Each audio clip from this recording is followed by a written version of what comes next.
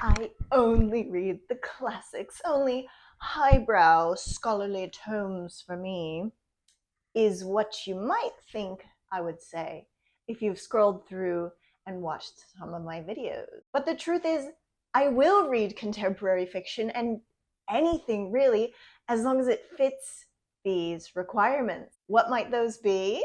Let's get into it. Hey guys, welcome back to my channel. It's me, Sarah, ready to dive into some literary tea. So buckle up, subscribe, comment, like, and let's get into the video. So I've been accused of being a literary snob before, and let's be real, I do tend toward the classics. I have a soft spot for 19th century and 18th century British literature, and I am a self-proclaimed literary critic, and so I do tend to read with a critical lens. And yes, you may say that doing so would limit my ability to enjoy certain types of fiction, certain novels, and maybe it does.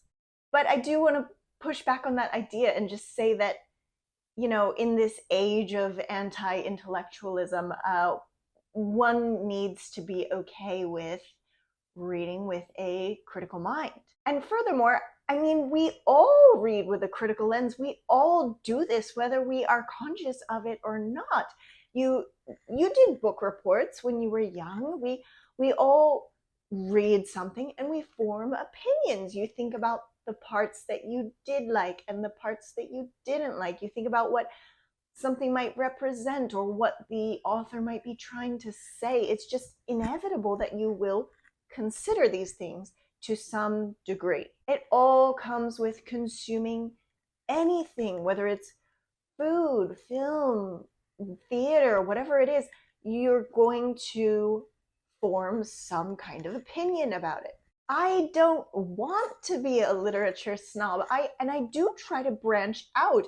Actually, in the last 2 or 3 years, I think I talked about this in a previous video, I took a long break from reading. I just wasn't reading that much. And then in the last 2 or 3 years, I really got back into the swing of it. And I have read a lot of different genres in this time. I've read a lot of romance, fantasy, contemporary novels, even some romantasy. But if I'm honest, a lot of those books have left me wanting. However, there is one contemporary author who gets it right every single time, and I am here to sing her praises today. Liane Moriarty. If you haven't heard her name before, she is an Australian author. She wrote, amongst other titles, 9 Perfect Strangers and Big Little Lies. I think those are probably her most famous works. She writes beach reads, housewife murder mystery type novels, and books that a true literature snob would turn their nose up at. But every time I've read one of her books, I've found them to be page turners, all consuming, beautifully written masterpieces. So what is it that Ms. Moriarty does that some other contemporary authors fail to do?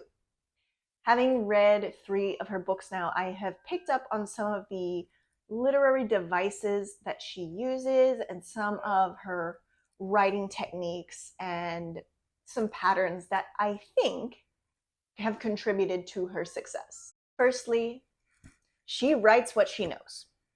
Secondly, the things she doesn't know about, she does enormous research on.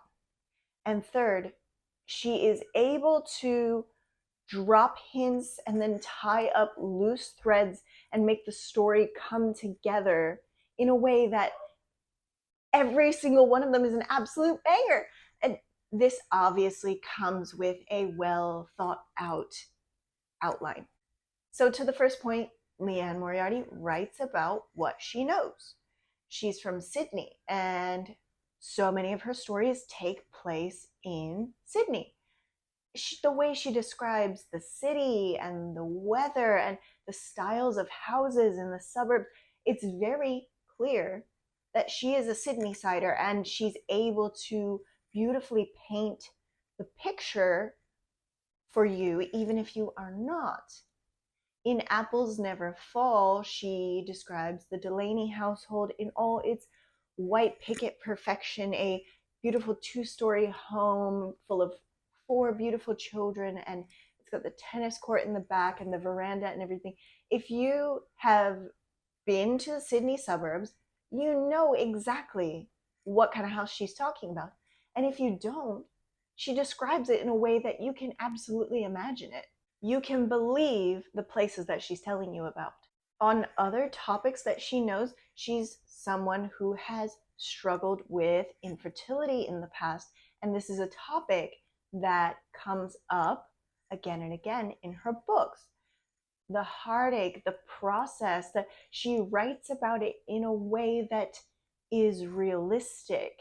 And I haven't experienced it myself, but I know people who have, and I feel like she's able to write about it in a way that is empathetic and understanding and could potentially even educate people on the subject.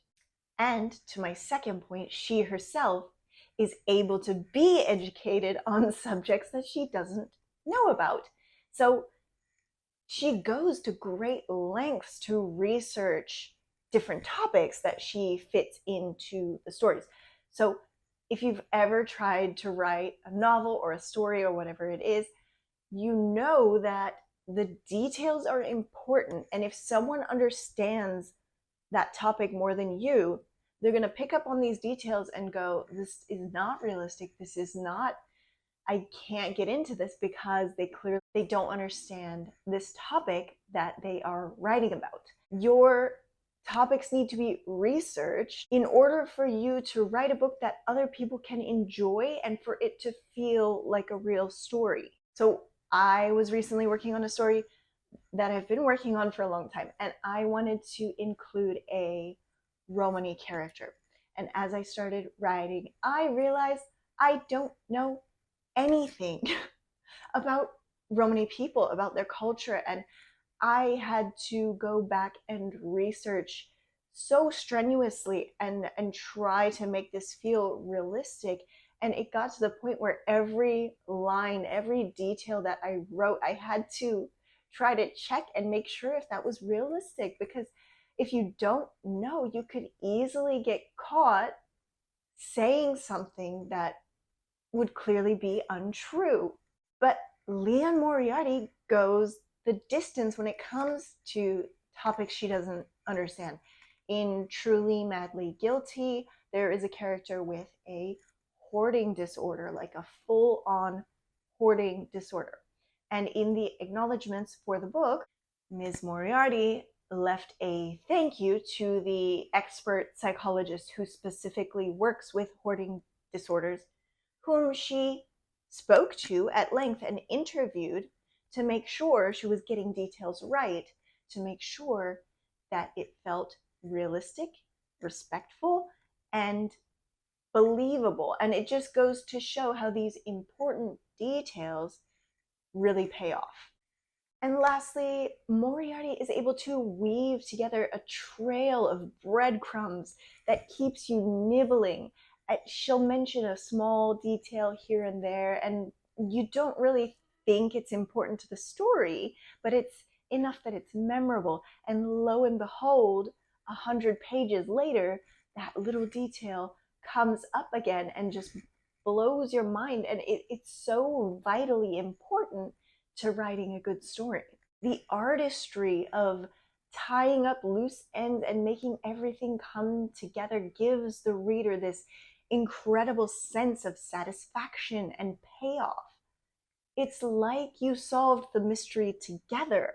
Or, I don't know, when some random charging cable that you saved in your junk drawer ends up being useful later on. She truly knows how to lay out the clues and give a dopamine drip feed in your mind to keep you reading. And I will always be trying to emulate that in my own writing. So there you go, me singing the praises of a contemporary writer, someone who writes airport novels, books that would not be considered academic. And I like them. Why? Because they're well written. She writes what she knows, she researches what she doesn't know, and she works with a solid outline that weaves together a web that comes together so masterfully. And it all just comes down to that. It's just good writing. And lastly, shout out to MJ Nepal from Page 7. They're the one who got me into Liane Moriarty. They kept discussing the husband's secret and talking about, how mind-blowing the twists are in this book. And actually, their recommendation was what got me into Liane Moriarty. So yes, shout out MJ and Jackie from Page 7. Thank you for the recommendation. Have you read anything from Liane Moriarty? What are your favorites? What non-highbrow books do you like? I really want to know. And please like, comment, and subscribe. And I'll see you next time. Bye.